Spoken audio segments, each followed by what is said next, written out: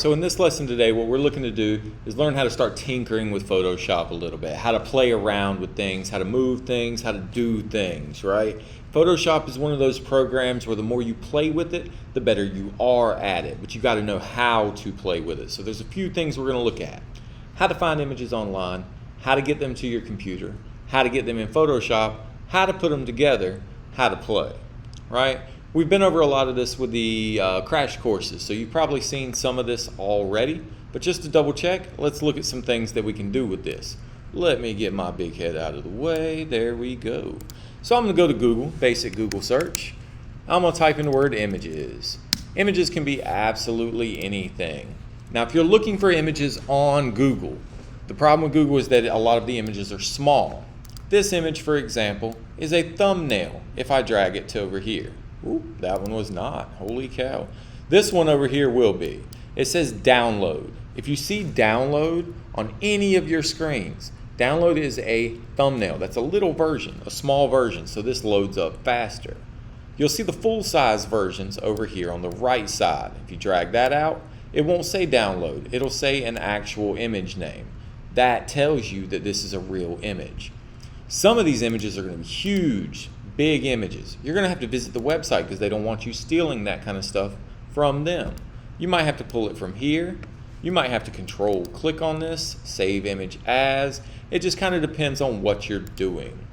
Now, these are small images. Some of the projects you're going to do are going to require big images. Click on this little settings option. Go to advanced search.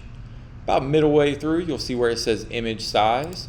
Choose any size here that you want. The bigger the better. The bigger your images, the less options you're going to have for your images. So I'm going to pick like 8 MP, but if you're looking for something specific, you might not fit that. Right here, I'll see this image is 4,000 by 3,000 pixels. That's a pretty big image right there.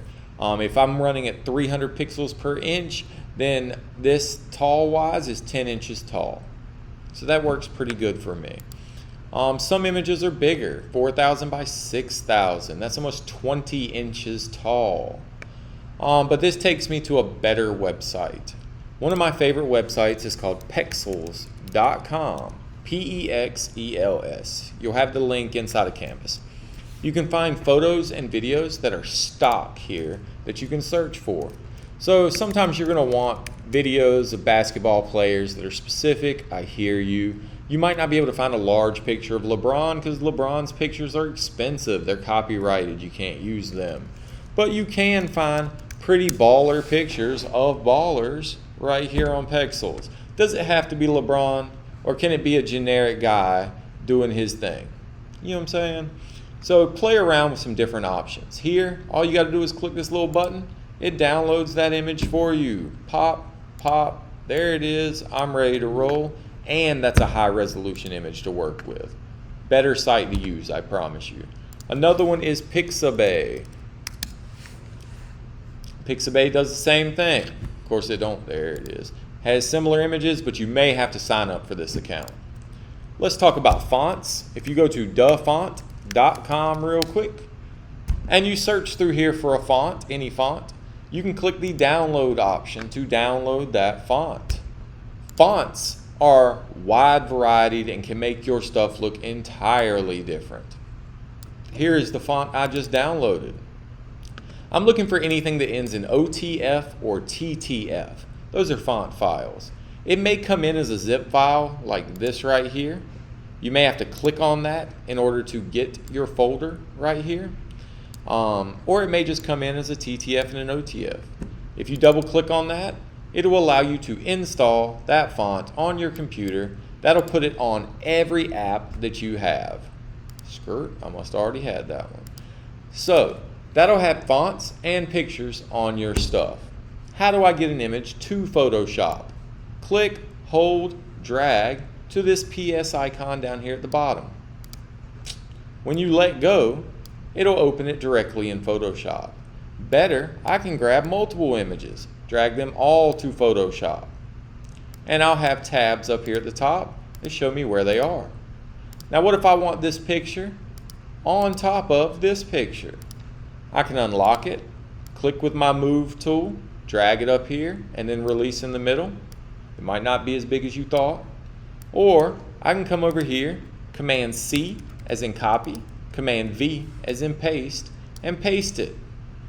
This is a collage. You stick images into corners like this. I don't want to see collages, ever. If images look like this, where it's just the same image over and over, or you have multiple images, but they're not interacting with each other in any way, it's boring. I want to see images that do something together. Images that merge into a single image. That's what your name tag should look like. That first crash course, we took 5, 6 images and crashed them into a single image. Do that for your name tag. Add your name on top of it. So if you get your type tool, click, type, blah. You can make it bigger by grabbing this little fella right here and dragging him hard to the right. Bam, there's my words. I can choose my fonts right here. Whatever you want. My layer styles, which is a good thing to play with fonts, FX. Go to your inner glow, outer glow, gradient overlay, whatever floats your boat, and create what you want to create out of this name tag. Tinkering is key to Photoshop. You will not understand this program if you don't play. So you're going to get a lot of projects like this semester.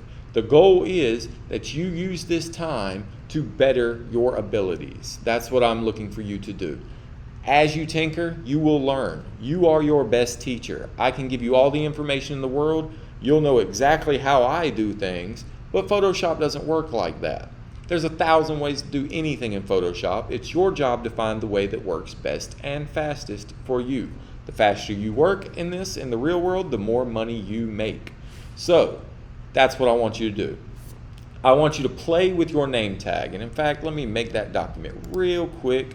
If you go up here and hit File, New, your document should be called Your Name. So it'd be like for me, it would be D__ name tag. The size would be 3 inches by 2 inches. The resolution, I'm gonna get myself in trouble here. I cannot remember. Let me go back. Yeah, all the information you ever need is in this projects panel. Project name tag right there. My CMYK and 150 is my resolution. So 150 CMYK. That's your name tag. On that name tag, I need 3 images. I need a layer mask. I need an adjustment layer. I need a layer style. We went over all of this in the crash course. I need it to say your name, and the name needs to be big so I can read it. I want you to play around. Make it all look like one cohesive thing. That's what I'm looking for. If you have questions, email me. That's the best way to get in contact if I'm not right there in front of you. Thank you so much. You got this. Keep going.